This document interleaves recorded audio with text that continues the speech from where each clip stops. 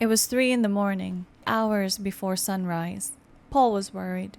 Our camping vehicle has heavily painted windows. They could block out the sun, but the heat it will absorb will suffocate us inside. It's not like we could have asked for help. We were in the middle of nowhere. The road ahead and behind us stretched for miles. Were there any cars passing us by? No. No one was driving at this hour. The next village is a 2 to 3 hour drive. We would never have made it walking. Around us, there were farmlands and hills. No overgrown forest or mountains tall enough to give us shade. In a stroke of luck, another RV arrived, gently stopping next to ours. Once the windows were down, a couple appeared smiling at us. They offered us a free ride to the next village where we can ask for help. Of course we accepted, and climbed into their vehicle. As we drove, they asked us about our adventures. Paul explained that we were here to explore the famous beaches and the quaint villages next to them. I also added our snorkeling and hiking adventures in the mix of the conversation.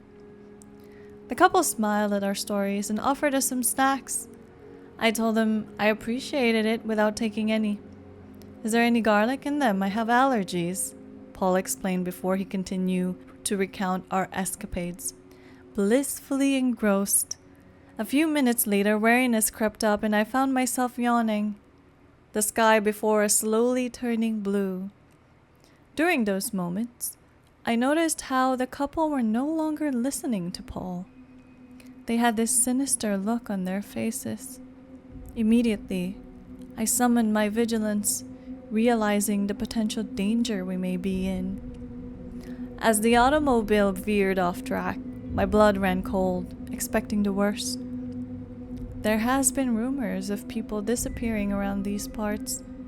If we'd known who they were, the situation would be much different. When the vehicle stopped, Paul realized what was happening. They were going to hurt us.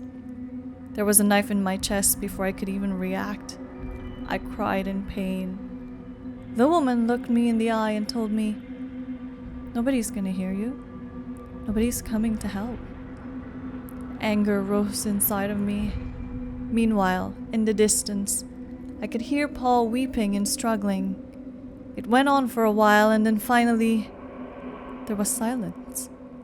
My body was dragged outside and I lay there next to Paul. I could hear their mischievous laughter reverberating in the humid air. A few minutes passed and Paul joined in on their laughter. Of course, they were surprised. Fear started to live and stay in their eyes. Their knees buckled and they fell on the dirt. Paul started heading towards them and I followed closely behind. All wounds and cuts were gone. We showed them our fangs. They started crying, and I told them nobody was going to hear them. Nobody was coming to help. That night we feasted.